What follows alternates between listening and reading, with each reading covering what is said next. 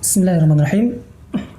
Alhamdulillahirabbil alamin wa bihi nasta'in wa ala umuri dunya waddin.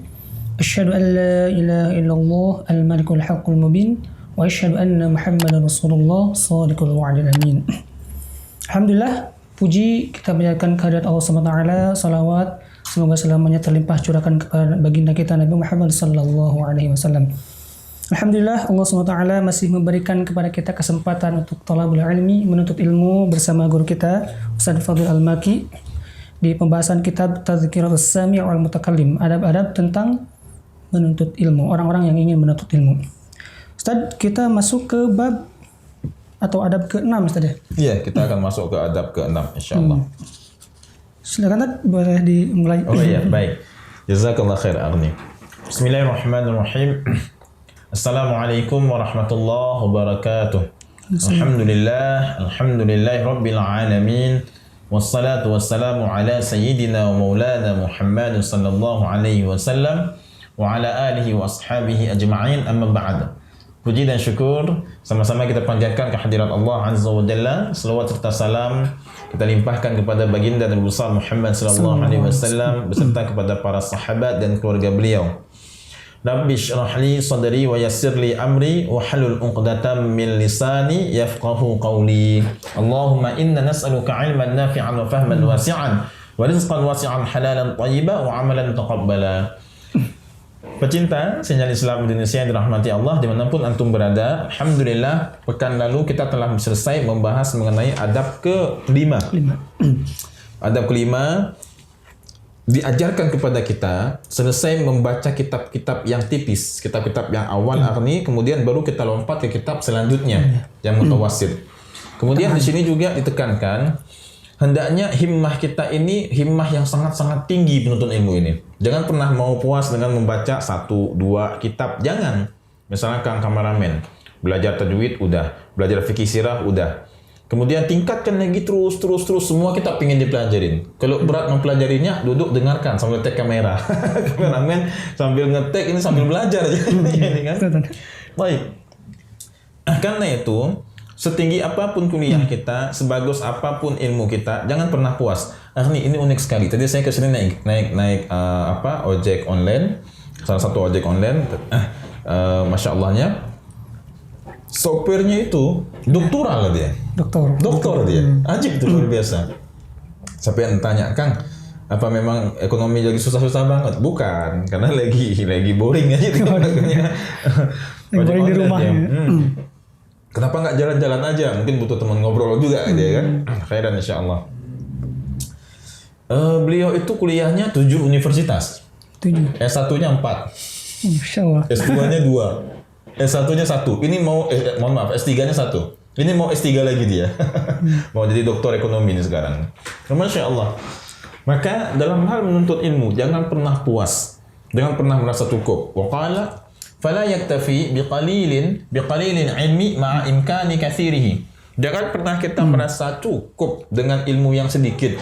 Padahal kita itu bisa, kita itu mampu untuk menambah keilmuan kita, memperbanyak keilmuan kita. Misalnya antum bisa punya waktu untuk belajar di weekend. Tapi antum merasa cukup dah Ustaz kayaknya agak sibuk weekend, 2 minggu sekali. Tapi merasa cukup. Ustaz sekarang lagi pandemi, nggak ada kajian segala macam. Padahal kita punya HP, punya kuota, ada wifi lagi, bisa kita buka kajian. Sekali-kali buka kajian Sinyal Islam Indonesia. Jangan lupa di subscribe. Jadi ketika seorang hamba dia merasa cukup dengan keilmuannya, maka sesungguhnya ini bukan hal yang baik dan khawatir kita sedang terjebak dalam jebakan syaitan. Dan juga ada banyak yang memberikan alasan-alasan. Zaman Nabi dulu yang paling sering memberikan alasan terhadap suatu amal kebaikan itu orang munafik. Siapa nih? Orang munafik. Justru afallahu anka limazin talahum. Kemudian mereka ada yang mereka itu ada yang minta izin tidak berjihad kepada Nabi. Ustaz kenapa dikiaskan antara jihad dengan menuntut ilmu? Tidak kita kiaskan, namun kita lihat sama-sama amal kebaikan. Nah, memang lebih berat berjihad pada zaman dulu. Apalagi itu kisah perang Tabuk di juz 10 itu. Juz 10 surah At-Taubah. ada seorang laki-laki dari kaum Ansar dan dia minta izin kepada Rasulullah. Izinnya lucu, nggak mau berperangnya. Mereka ingin berperang melawan kaum Romawi, Bani Asfar, yang kulitnya itu warnanya kuning asfar itu, dan memang terkenal dengan kecantikannya. Juga terkenal dengan hebatnya bala tentara mereka. Romawi luar biasa hebat. Alasannya gini, ya Rasulullah, tolong jangan jatuhkan aku ke dalam fitnah. Masya Allah. Kenapa? Karena kata dia, kaumku paling mengetahui, aku ini paling nggak tahan dengan perempuan. Khawatirnya, kata dia nih, kalau aku berperang nantinya, aku tergoda dengan wanita-wanita Romawi nantinya. Ini kalau alasan orang zaman sekarang, diajak untuk ke majelis ilmu, aduh gimana ya, saya bukan nggak mau ikut, tapi saya ini kalau dengar orang ceramah lucu, ketawa saya paling besar. Ustadz itu lucu, kalau sampai lucu kajiannya, saya ketawa hahaha hihi, ganggu yang lain. Yang lain lagi ngomongnya alasannya beda. Aduh gimana ya, saya bukan nggak mau ikut kajian, saya kalau keluar itu pakai parfum ini, parfum itu, khawatir nanti orang pusing dengan parfum saya. Ada lagi yang lain lagi. Aduh gimana ya, bukan saya nggak mau kajian, saya tuh kalau dari kajian bawaannya lapar. Saya sering makan, ngemil, khawatir nanti izin sama Ustadz, keluar masuk, nggak enak sama Ustadz. Daripada nggak enak sama Ustadz, yang mending saya nggak hadir kajian. Ini udah ada zaman dulu. Udah ada. Contohnya. Dan yang paling banyak sekali minta izin kepada Rasulullah itu ya orang-orang munafik ternyata. Khawatirnya kita, jangan-jangan kita malas menambah ilmu, malas kita untuk menuntut ilmu, malas duduk di kajian majelis ilmu, khawatir kita ada sifat munafik, ada sifat nifaq dalam diri kita. Wa qala aidan wa la yaqna'u min irsil anbiya'i biasirihi. Janganlah kita pernah merasa cukup, jangan pernah merasa cukup, merasa puas. Kan ya ayat itu merasa puas dari warisan para anbiya. Ini warisan Nabi di sini. Apa warisan Nabi? Keilmuan. Nabi tidak mewariskan harta, tidak mewariskan mal yang sangat banyak. Nabi mewariskan apa? Nabi mewariskan keilmuan, ilmu yang Nabi wariskan. Masya Allah. Maka sesungguhnya siapa saja yang mau nuntut ilmu, dia adalah orang pilihan Allah yang telah diarahkan kepada warisan yang sangat besar. Kalau ada orang yang merasa happy mendapat warisan bermiliar-miliar dapat warisan milik bermiliar-miliar, bangun masjid. Jadi kalau misalnya juga ada sahabat pecinta sinyal Islam Indonesia yang mendapat warisan besar, kemudian ingin bangun masjid sinyal Islam Indonesia, silakan bisa wakaf ke kita. Dapat warisan harta aja kita happy artinya, apalagi dapat warisan yang bentuknya ilmu. Dan kalau kita faham ilmu ini adalah warisannya Nabi, warisannya Rasulullah, semuanya akan mengejar ilmu ini. Tapi kembali lagi, ilmu ini tidak diberikan kepada orang yang lemah semangatnya, orang yang main-main, karena ilmu ini mulia nih. Segala sesuatu yang mulia itu maka akan diberikan kepada orang yang mulia juga, orang yang tinggi derajatnya. Sehingga ilmu agama ini akan semakin langka di akhir zaman orang yang mempelajarinya. Kenapa langka? Karena ini mahal. Pemiliknya juga hanya satu dua. Pemilik Lamborghini, apa tiap rumah enggak? Apa tiap RT enggak? Apa tiap RW enggak ada. Kecuali di kota besar mungkin ya ada satu RW. Tapi kalau di daerah pedesaan masa tiap RW Lamborghini semua nggak ada. Itu menunjukkan bahwa suatu hal yang mewah, yang mahal. Sama ilmu agama akhir zaman ini jadi satu hal yang mewah, yang mahal. Karena itu tidak setiap orang bisa memilikinya. Beruntung ada yang bisa memilikinya. Sekarang kita masuk ke bab adab ke-6. Adab ke-6 ya. Tadi kita buka muqaddimah, jangan pernah merasa cukup ini ya. Kalau memang kita mampu menambah, tambah terus. Adab ke-6. Silakan. Hendaknya ia terus menghadiri halaqah guru dalam belajar dan pembacaan ilmu-ilmu agama. Bahkan sebisa mungkin menghadiri semua majlisnya, karena hal itu tidak menambah kecuali kebaikan, ilmu yang banyak, adab dan keutamaan. Masya Allah. Naam. Ini Imam Syafi'i menegaskan ada 6 syarat kita mendapatkan keilmuan. Dalam bait yang lain, ala lan tanalal ilma illa bi sittatin. Ketahuilah tidak akan kamu bisa mendapatkan ilmu kecuali dengan 6 perkara. Salah satunya suhbah ma'al ustaz. Suhbah di sini bukan bersahabat, bukan kita panggil ustaz kita, bro sini, bukan. Itu teman, beda. Ini suhbah maksudnya mendampingi ustaz. Kayak antum dulu pernah setahun ya. Pernah setahun, alhamdulillah bareng, dan sampai sekarang juga masih. Antum juga harus suhbah dengan Syekh Hanofah, guru antum. Jadi suhbah itu minimal sering tanya jawab sama ustaz, sering menghadiri kajiannya. Kalau zaman sekarang, tapi kalau zaman dulu enggak. Suhbah itu mendampingi syekhnya. Terus kemana syekhnya ngajar diikutin, terus diikutin. Sehingga di adab awal kita bahas hendaknya kita istikharah ketika akan mencari guru. Ketika kita udah cocok dengan guru tadi, teruslah mendampinginya setiap kajiannya. Alhamdulillah, kajian guru kami Syekh Malayan di Mekah, ada banyak guru kami ini yang sering kami hadiri. Syekh Malayan, beliau buka kajian hari Sabtu. Kalau ada kesempatan kami akan hadir. Namun terkadang setan nggak akan diam, digoda futur lagi, nggak masuk lagi. Masya Allah, na'udzubillah. Semua na'udzubillah, ini satu hal yang aib yang tidak baik untuk diikuti. Tidak, hal yang buruk tidak baik untuk diikuti. Naam. Ketika Syekh Malayan membuka majelis di hari Sabtu, itu majelisnya hari Sabtu di weekend nih. Orang semuanya tidur biasanya. Tapi ya karena kita yakin ingin mendapat keberkahan, ilmu, adab, keutamaan dari beliau, hari Sabtu jam 10 pagi. Mahasiswa jam 10 pagi hari libur. Ini godaannya berat banget nih. Mahasiswa jam 10 pagi hari libur sampai zuhur ngajinya. Sebelumnya ada dengan Syekh Mustafa juga jam 8 sampai jam 10 Syekh Mustafa dengan Syekh Malayan, kitab Muwatta dan kitab Al-Azkar. Al-Azkar ditulis oleh Al-Muwatta Imam Malik, Al-Azkar Imam Nawawi rahimahullah taala, sampai jam 12, 2 jam belajar. Godaannya luar biasa besar. Luar biasa besar. Singkat cerita, kami pun memaksakan diri kami untuk ikut di kajian beliau. Karena kalau kita cinta pada syekh kita, setiap majelis syekh kita hadir. Misalnya antum dengar Syekh Nova buka kajian di sono, ikutin. Syekh Nova buka kajian di sono, ikutin. Kalau memang sedang bisa ngikutinya. Tapi pas Syekh Nova buka kajian, antum sedang akad nikah, jangan. Nanti nggak jadi nikah nantinya. Naam. Di sini dijelaskan, hendaknya kita semampu kita melazimi, memulazamahi syekh kita, kajiannya, dan juga rohahnya, dan juga majelis ilmu yang beliau hadir di situ sebagai pembicara. Ulama dulu akhnim, metode mereka berguru itu dengan mulazamah. Jadi tidak asing bagi mereka ketika ditanya oleh orang, berapa tahun engkau mendampingi syekhmu? 6 tahun, 7 tahun, 8 tahun. Bertahun-tahun mendampingi syekhnya. Jangan sampai kita menganggap merasa ilmu kita matang, padahal kita baru beberapa bulan doang hadir. Itu pun cuma weekend doang datang. Masya Allah. Harusnya kita senang, happy kalau kita punya syekh. Sebelumnya kita istikharah dulu kan? Istikharah, kita yakin dengan syekh ini, alhamdulillah. Mantapkan diri, syekh saya ingin mulazamah sama antum. Berapa tahun? Jangan berhenti kalau syekh bilang, silakan kamu udah matang, silakan mengajar. Kalau Arni, kenapa Anda izinkan? Karena mau nikah, kerja jauh juga, tempat macet sana kan, nggak apa-apa nih, silakan. Jadi mulazamah ini merupakan cara orang dulu belajar. Di sini letak keberkahan ilmu. Ada yang 6 tahun, 7 tahun, 8 tahun, 9 tahun. Ketika yang berbicara masalah agama, orang nggak pernah mulazamah, akan terjadi banyak keanehan, banyak kerancuan. Karena cara belajarnya salah. Dan ini bukan cara yang tepat untuk dia belajar dan dia berfatwa. Orang-orang dulu berfatwa, mereka dampingi syekhnya nih. Waqala syekh, waqala syekh, waqala syekh. Mereka mengatakan syekh ini, syekh ini, syekh ini, syekh ini. Karena mereka bergurunya lama. Setiap kajian gurunya mereka selalu datang. Masya Allah. Naam. Syekh Malayan ketika beliau ngaji kitab Tirmizi dari awal hadis sampai akhir nggak pernah bolos.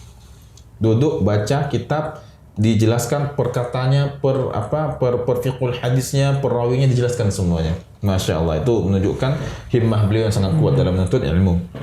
Jadi ini sebisa mungkin dampingi syekh kita, mulazamah kepada syekh kita, hadiri majelis-majelis beliau. Ustaz, misalnya antum punya guru antum buka kajian fikih di masjid A, ikutin selama mampu. Kalau lagi akad nikah jangan dipaksakan. Nanti antum dengar hari ini guru antum mengajar di masjid B, hadiri lagi. Oh, ada kajian bulanan di guru antum, hadiri lagi. Hal kayak gini tidak akan bisa dilakukan kecuali oleh orang yang benar-benar memahami barokah dari ilmu ketika kita mau mulazamah dengan syekh. Orang kalau nggak paham barokah nggak mau dia. Apa itu keberkahan? Artinya keberkahan ilmu. Ketika antum mendapatkan ilmu itu bukan memberikan manfaat untuk antum saja, tapi untuk orang banyak. Kemudian keberkahan ilmu, ketika antum nanti udah tiada, umur 80-90 tahun, ilmu itu masih dirasakan manfaatnya oleh banyak orang. Yakni ilmu Al-Quran, tahfidz, ataupun ilmu yang lainnya, ilmu agama yang lainnya. Ketika antum meninggal, antum tulis kitab, antum mengajar banyak orang bisa sholat, belajar dari antum, kan mereka terus beribadah, terus mereka mendapatkan ilmu dari antum, mempraktekannya. Antum di kubur tinggal tunggu transferan pahala aja. Masya Allah, deposito nambah terus tuh. Deposito pahala. Lanjutkan Armi. Sebagaimana yang dikatakan Ali rahimahullah di dalam hadis yang lalu. Janganlah engkau merasa puas dengan lamanya menuntut ilmu di hadapannya. Sesungguhnya guru laksana pohon kurma yang engkau tunggu-tunggu kapan kurma itu jatuh di hadapanmu. Qala wa la yashba'u min tuli suhbatih. Jangan pernah merasa puas, jangan pernah merasa kenyang. Mentang-mentang kita udah berguru dengan syekh kita 7 tahun, 4 tahun, 8 tahun, 9 tahun. Wah, ini udah banyak ilmu yang kami serap. Jangan.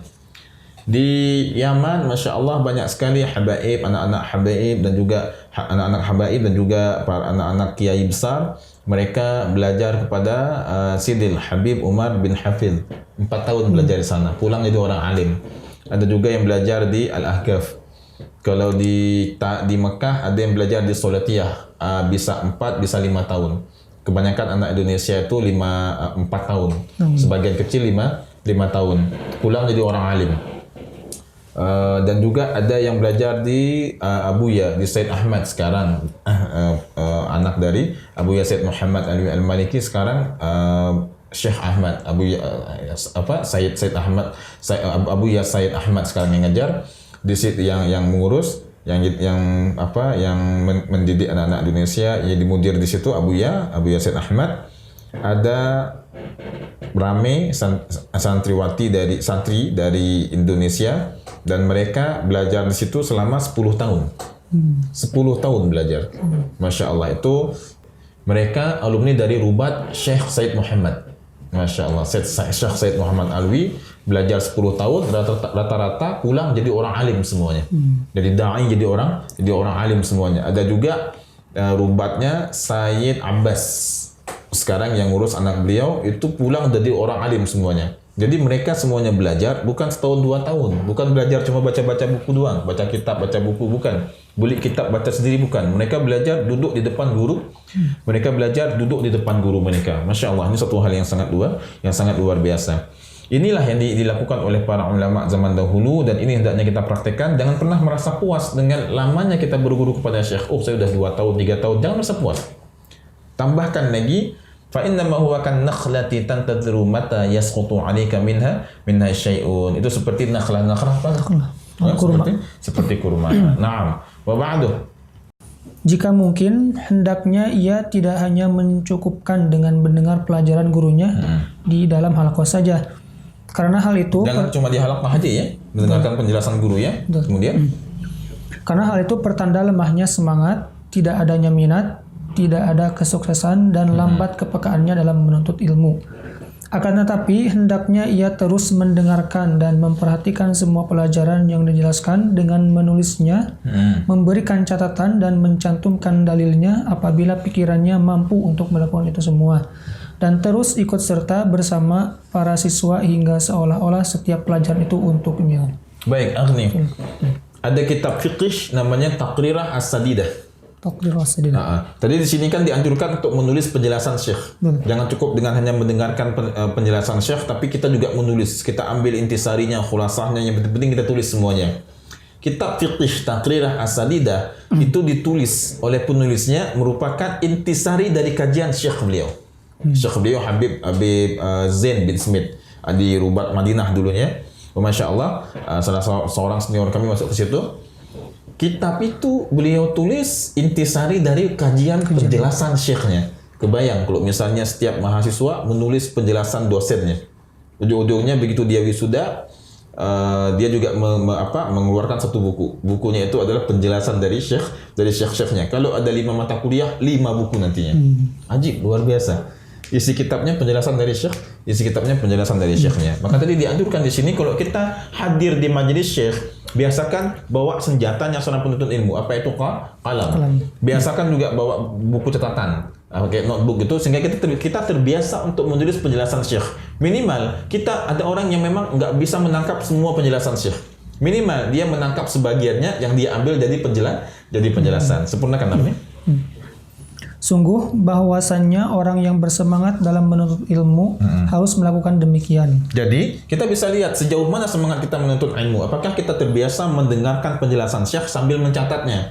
Ustadz, apakah harus kita catat semuanya? Tergantung dengan kita. Kalau memang kita mampu mencatat semuanya silahkan. Kalau memang nggak mampu ya kita ambil yang penting-pentingnya saja. Sehingga jangan seperti orang yang sibuk mencatat aja tapi nggak paham. Syekh ngomong A, B, C segala macam kita catat.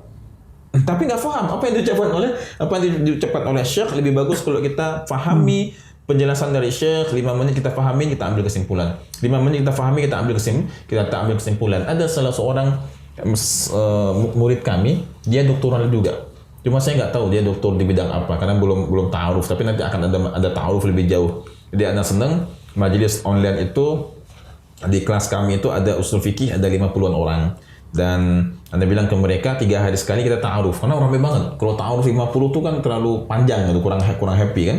Anda bilang di luar jam kelas kita akan ta'aruf 10 orang saling ngobrol nantinya dengan Anda terlibat di dalamnya. Salah seorang dari mereka adalah seorang doktoral, beliau seorang doktor dan kebiasaan beliau setiap majelis kami itu pasti ditulisnya.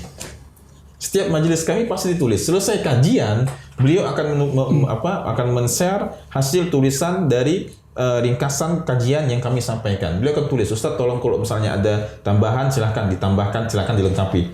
Apa ini Pak? Ini resum kami ataupun khulasah ringkasan yang kami dapat dari penjelasan Ustaz. Anda lihat, Masya Allah, hampir semua inti-inti penjelasan ditulis semua oleh beliau.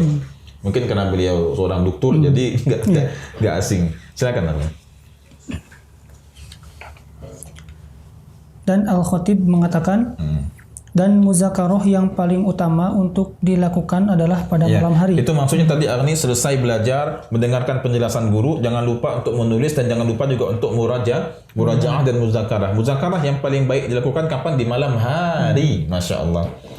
Kebiasaan orang-orang dulu belajar Agni, mereka mengulang kembali pelajaran yang mereka dapatkan itu di malam hari. Mereka duduk, mereka buka kitab mereka dan saling muzakarah, munazarah. Muzakarah itu saling mengingatkan, saling menyampaikan pandangan mereka, munazarah dan saling diskusi mungkin kalau bahasa kita. Naam. Ba'du Agni, wa kana jama'atun minas salaf. Dan dahulu sekelompok orang salaf memulai muzakarah dari Isya. Masya Allah. Dari Isya mereka sudah mulai duduk. Dan kadangkala mereka tidak bangkit dari majlis sampai mendengarkan azan subuh. Mereka nggak akan bangkit dari muzakarahnya sampai dengar azan subuh. Dari Isya sampai subuh mereka murojaahnya. Masya Allah. Kita biasa sih zaman sekarang ada beberapa santri zaman sekarang mampu kayak gitu. Tapi muzakarah dengan HP. Sampai mau azan subuh nantinya.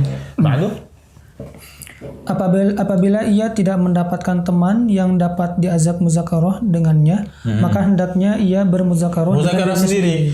Hatta kalau kita nanti udah jadi seorang guru, kita ingin buka pesantren, ternyata Masya Allah pesantren kita belum ramai pelajarnya, ada santri juga sedikit, dan kemudian santri nggak mampu untuk menangkap kitab-kitab yang berat, kita ambil kitab, kita baca sendiri. Jadi pesan guru kami dulu, kalau kalian pulang, kalian belum punya murid, kalian belum punya santri, ambil kitab, baca sendiri. Dan alhamdulillah mudah-mudahan semua para pengajar di Sinjal Islam Indonesia bisa memiliki murid yang banyak, yang nantinya akan mendoakan mereka ketika seorang guru telah tiada lagi. Amin ya rabbal alamin. Naam. Kalau memang kita nggak punya teman untuk muzakarah, ya ambil kitab muzakarah sendiri. Kemudian mukarrarah. Karena mengulang-ulang maknanya di hati itu seperti mengulanginya dengan melafazkan di lisan. Sama-sama bermanfaat. Sama-sama bermanfaat walaupun di dalam hati ya. Kata diri lafzi ala lisan sawa. Naam, bisawa'in. Wa qalla. Dan sedikit sekali orang yang sukses dalam menuntut ilmu yang hanya mendengarkan dan memahami makna dari suatu pelajaran ketika bermajelis. Perhatikan Azmi. Sedikit sekali orang yang sukses cuma duduk, dengar, diam dan jangan lupa selfie. Masya Allah. Duduk, diam, dengar, selfie. Tegas sekali ini. Sedikit sekali orang yang an yufliha, orang yang berhasil ketika mereka menuntut ilmu hanya mengandalkan penjelasan dari syekhnya. Masya Allah. Tanpa menulis, tanpa mengambil intisarinya. Karena itu teman-teman sekalian pecinta sinyal Islam Indonesia, di mana antum berada, jadilah penuntut ilmu yang terbiasa mengikat ilmunya dengan tulisan. Tapi jangan asal tulis. Anda pernah lihat ada orang tulis, tak apa ditulisnya, dan dia nggak paham juga dengan apa yang tulis. Kita tanya itu tulis apa? Ini apa pula ditulis? Aku nggak paham. Maka rangkum kembali materi yang sudah kita dengarkan dari guru dalam bentuk tulisan. Kalau bisa kita atur per bab-babnya. Selesai kita belajar satu kitab jadi satu buku nantinya. Silakan ditutup Azmi. Alhamdulillah, sahabat-sahabat Sinyal Islam Indonesia, demikianlah penjelasan dari guru kita Ustaz Fadil Al-Maki di adab ke-6 tentang menuntut ilmu.